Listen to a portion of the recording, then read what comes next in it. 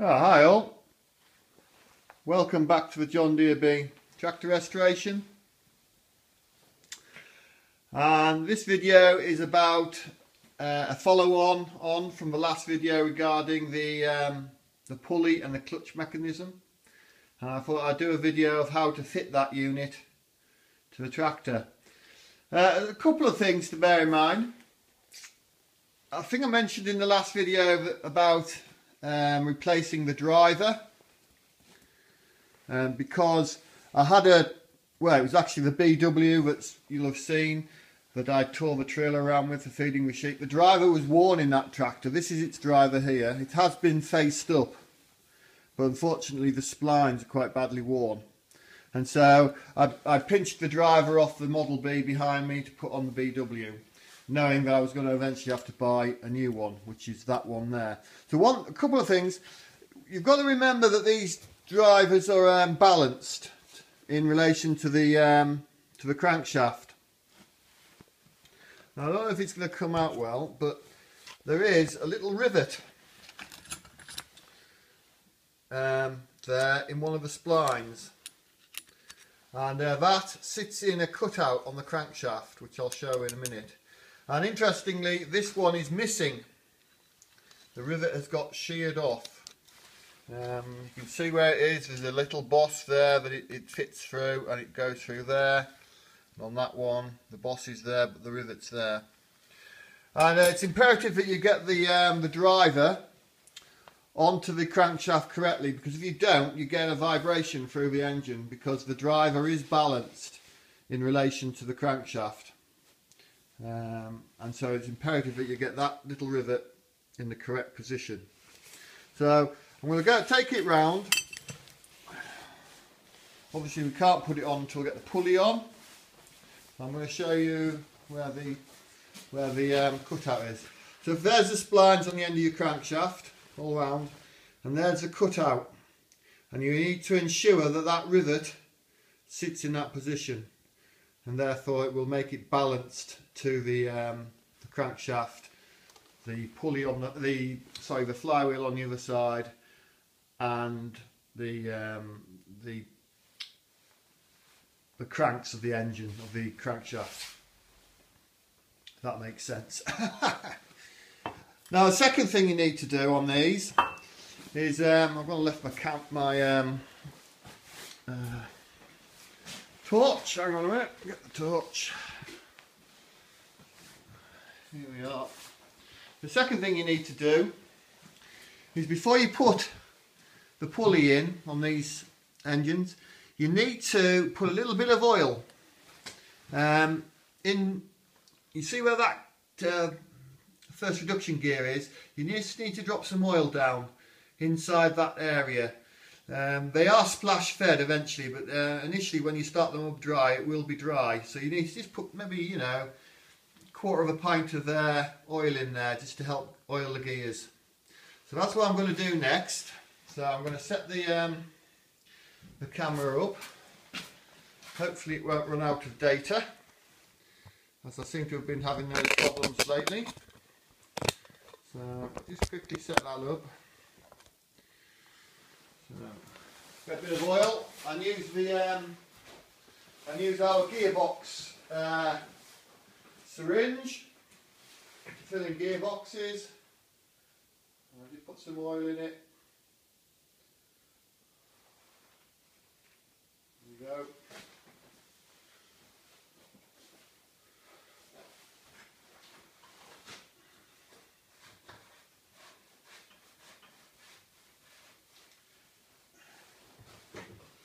Oh, there we are. So I use this tool here. It's got the nice long tube on it, and we just poke it in there and just make sure that there's some oil. It's very cold here at the moment, so the oil's a bit thick. Just poke it down there. Doesn't matter if you overfill it, it all eventually finds its way back into the oop, that's not me. It all eventually finds its way back into the engine. Funnily enough, in the manual it talks about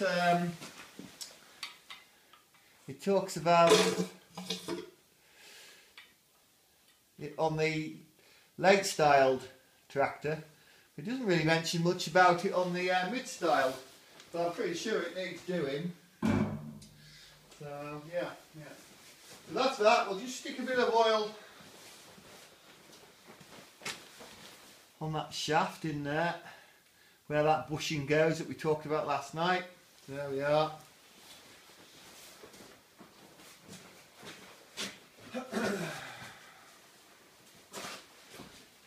So the first thing to go on is going to be the pulley, the heavy bit. Again, make sure that bearing there has plenty of grease. It is something in the actual service manual that talks about the greasing that bearing on a service. And for you lads that use your tractors for a lot of pulley work, it's worth doing, because especially if you're cutting wood with a saw bench or something, the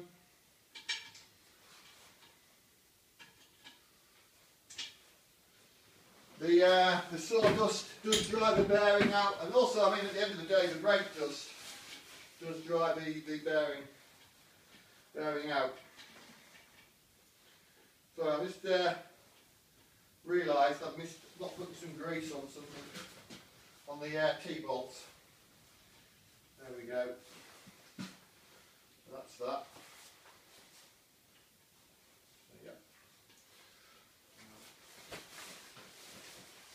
Right, so the pulley's coming round. So gently fit that on there. Make sure you don't bash that bush up too much. All nicely slots in. There we go.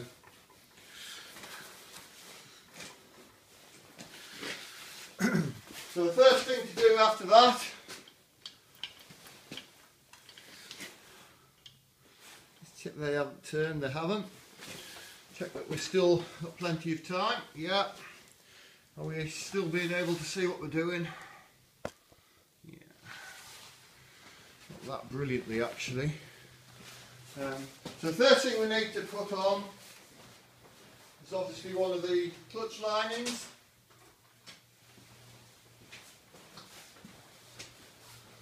So there's a clutch lining which we talked about. So we put that in there, sit it in the in that there.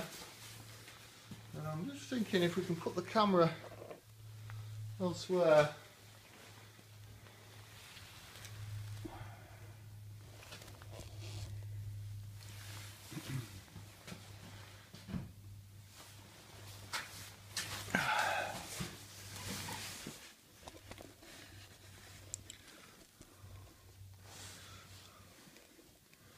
There we go. I'll try and not get in the way. So we put the clutch lining in. The next thing to go in is the driver. Remembering to make sure we get that rivet correct. We'll put the driver on. Like so. It's very important to that this driver is ring tight on the clutch. It's one of the biggest. I think it's a bit of a Achilles heel, really. That driver comes slack on the crankshaft. Sorry, keep it tight on the crankshaft end. It comes slack. It does destroy, it will destroy the end of the crankshaft. And there's not really very many good ways of keeping that up. There's not very many good ideas of, once it's damaged, you can't really reclaim it. It's near enough a new crankshaft. You could have it welded and machined, I suppose, but Yeah, it's very important to have that, to have it tight on the crankshaft.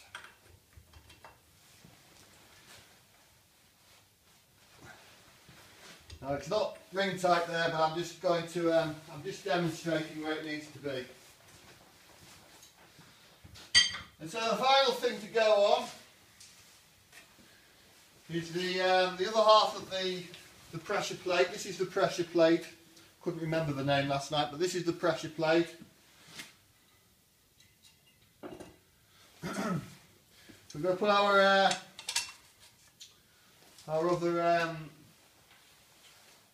other friction plate in, and then we're going to drop that in there, like so.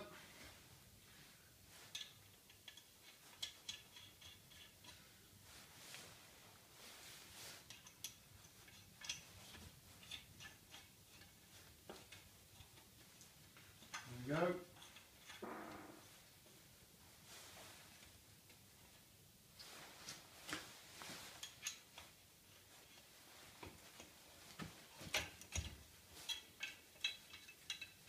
Make sure it's all central.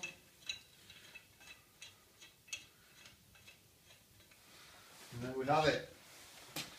And if I can move that, you can see that that pressure plate moving. So yeah, so that's it fitted. So as I say, important to get that nut ring tight on the crankshaft, to nip the driver on there, and make sure that bearing's greased in there, plenty of grease on that, and then you put your pressure plates in, and the friction plates and the pressure plate on the outside. So yeah, that's how it goes together. Don't know if you can see in there. See if we can see. The gears line up nicely to that. Now we can see the oil there. Lovely, that oil just nicely lubricating everything. Hopefully you can see the oil on those gears. Excellent. And of course the clutch fork, etc. goes in through that hole there. So yeah. Okay then, I don't know how that's going to come out. I hate using this camera holder, but we shall see. Alright then, thank you. Hopefully that's been of interest. Thank you.